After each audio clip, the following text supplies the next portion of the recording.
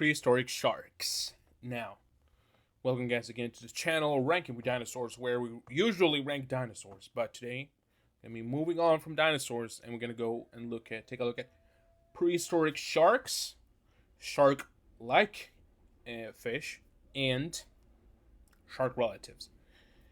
Yes, I know not all of the animals I'm gonna be tonguing today are actual sharks, but some way or another they look, resemble, or some way related to sharks. Don't bite me again. I know. In the comments, please let me know how wrong I am. But yes, this is gonna be an assortment of, I believe, 8 shark-like creatures, and I mean it's gonna be a lot of fun. Some of these you have heard before. Some of these are actually found out about like not too long ago, so it's actually pretty interesting. So thank you again for the guy that gave me the idea for the tier list, and you know who you are. Thank you again for the comments, guys. So without further ado, we're gonna be starting with HELICOPRION. Now I'm gonna start with a really well-known one, I think, by most of you. Like, this is the OG weird looking, awesome looking, rad, insane, crazy animal that looks like a shark.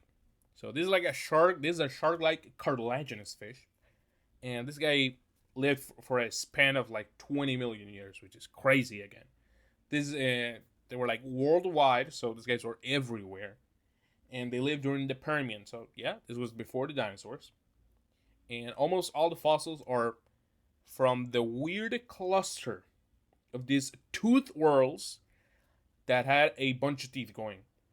So this was a continuous teeth like spiral that just destroyed whatever it entered its mouth. Again, this was when Earth was going a little bit crazy. But yes, HELICOPRION, we've seen a bunch. If you know HELICOPRION for a long time, you've probably seen the insane paleoart that we've had, because for a long time we didn't know what these tooth whorls were. However, I'm going to be showing you here a picture. This is what the consensus is of what it looks like right now. And they were probably more likely used as an adaptation for feeding on soft-bodied prey. And the way it worked, they used it for deshelling the hard parts, like for the ammonites and nautiloids that it shared its habitats with. So this might have been quite a sight to look at. Again, this is like a circular saw instead of a mouth. I wouldn't want to know how that would look in today's. We don't have anything quite like this today. So this is actually pretty rad looking. I have to put HELICOPRION in S tier. I mean, I'm not starting it; it's just starting, but I'm gonna put it in S tier. ORTHACANTHUS. Now, this is one of those, not quite a shark, but it's a coelacanthiform, and this guy's from the upper Carboniferous to the lower Permian. So even before HELICOPRION, and this guy, again, this is a freshwater shark. I'm gonna be using the word shark, but you know what I'm talking about. But sorry, they had this is a word I just found out about. Nectobentic lifestyle, which means they were living on the bottom of lakes and rivers. They were freshwater animals, and they were carnivorous. Again, most sharks are carnivorous, and yeah, they were in pretty. I was about to say worldwide, but no, from mostly North America and Europe. They were like 10 feet long, so pretty sizable. And actually, from the fossil record, we do have evidence of cannibalism, filial cannibalism to be more precise. Where filial means that they probably ate the juveniles of its own species, probably in times of they couldn't find any other prey. But yes, the actual variety of the teeth of these guys, of adult teeth that we found, actually suggests that these guys were sexually dimorphic. Probably the males were a bit bigger than the females, And this guy's had a spine going through, like, dorsally, like a big ass spine. And they actually share this with another shark-like relative. It's Triodus. Now, these guys were a little smaller, and we actually seen some predator-prey relationship in the actual fossil record, because Triodus also has a spine going through dorsally. So what we found in the fossil record is that ORTHACANTHUS has this, like, injuries on the parts of the skull where there's a spine going through it. So they were probably eating the Triodus, and the Triodus head just went in, and this guy's bit their heads, and the spike would just go like right through their heads. Crazy, crazy way to find out how these guys ate and what they ate, but I just think it was actually funny. Yeah, ORTHACANTHUS, I mean, do I want to put it in A tier? I kind of want to put it in A tier, guys. I'm gonna put it in B tier. Yeah, I'm gonna put it in A tier. I'm sorry. AQUILOLAMNA. Now, the eagle shark. This is a shark-like from the shark-like, what we think is elasmo branch from the late Cretaceous. So we're in Mesozoic territory right now. And when I say we think elasmo branch is, despite this guy's having really good fossil like preservation. Actually, the actual fossils for AQUILOLAMNA are incredibly complete. But we actually don't have teeth from AQUILOLAMNA. They're not preserved, and unlike dinosaurs, teeth are very important when we wanna bracket sharks, prehistoric sharks, because what we know of other sharks, most sharks, are their teeth, because their cartilaginous body is very hard for it to fossilize, and unlike bones. But yes, AQUILOLAMNA, we don't have teeth, so we can for sure put it with certain groups with other sharks, because they have, again, we know them for only their teeth. But yeah, these guys are insane looking. First of all, the normal part, their bodies, they're very torpedo-like, like a shark. Their tails as well. However, when you see their pectoral fins, you're like, what the heck? Now you can see why they're called eagle sharks. The eagle shark, because they're like really long and thin, like wing-like pectoral fins. Really weird looking. And they also have this very broad head. Now, what that suggests, like all these anatomical features put together, what makes us believe is that these guys had a more planktivorous diet. Yes, probably ate plankton. And because of this body-like shape, it actually had it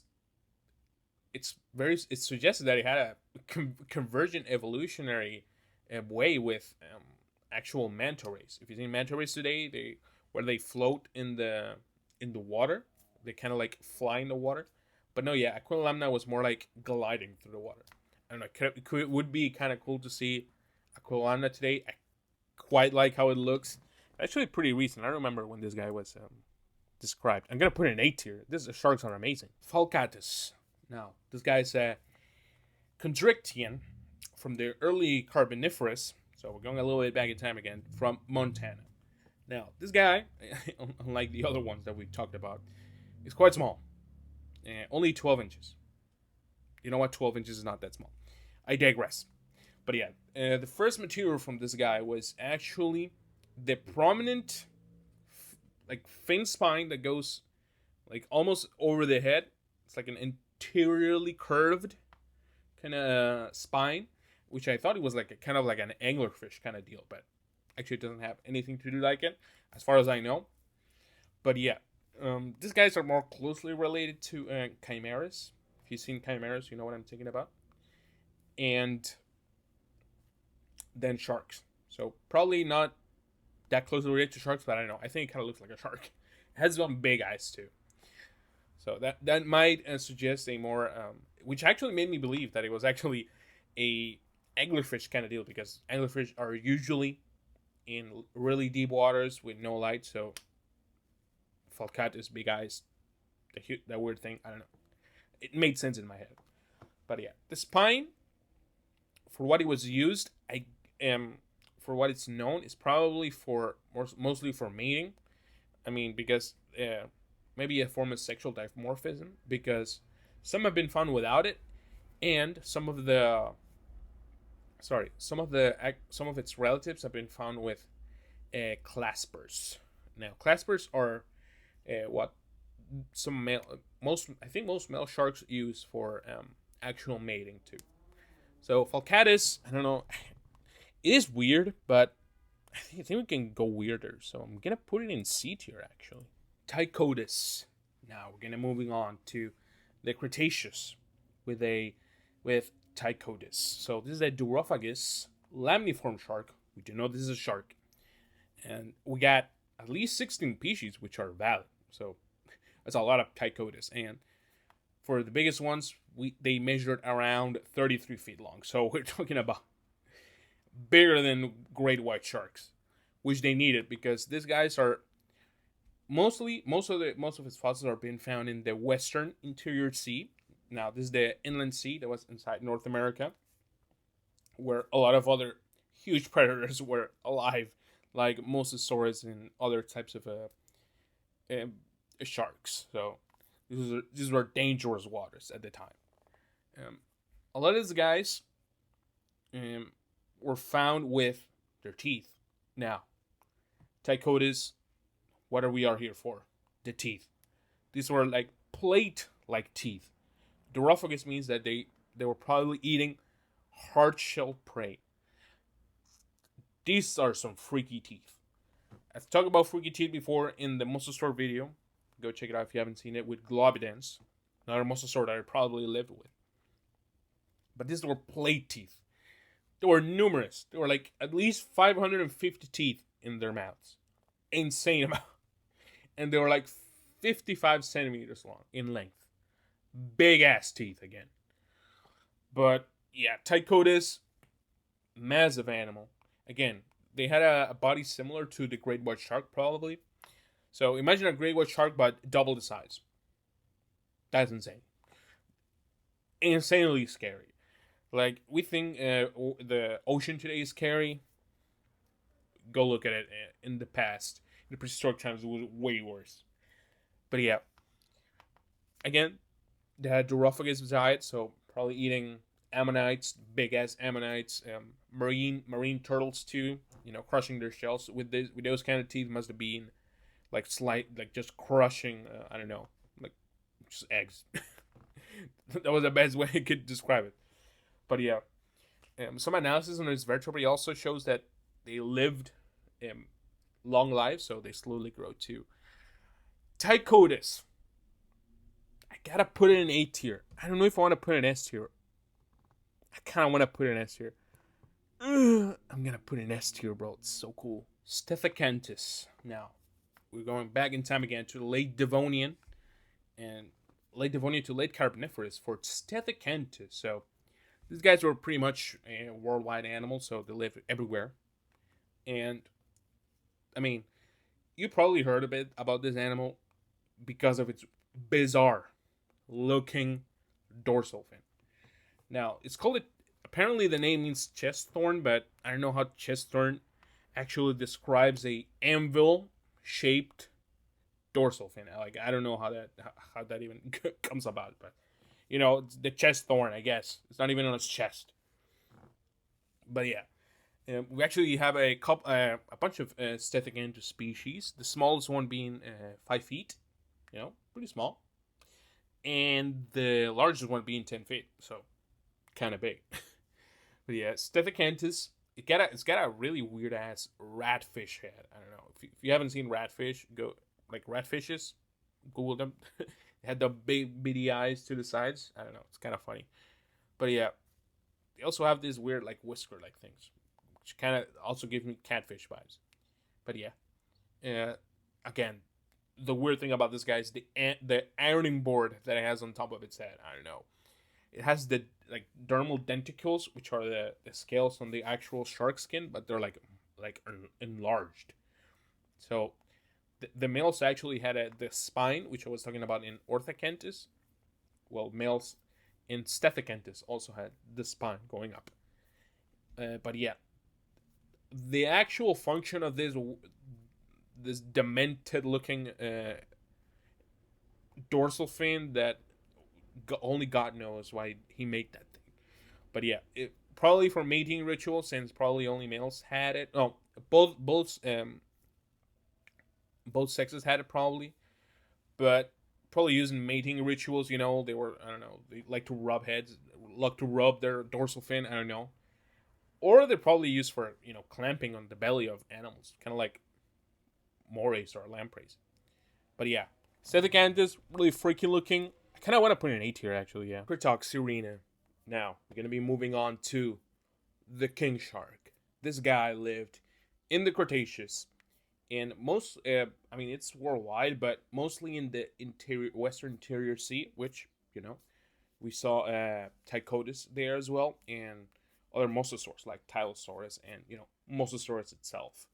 But yeah, this guy was an apex predator of its ecosystem. Like, this is a 26-foot shark. Like, holy shit. 5 tons.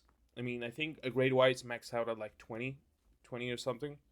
And these guys, the fact that they're bigger, insane. I don't know why I haven't seen CRETOXYRHINA in more documentaries, honestly. I don't recall seeing it in any documentary for that matter.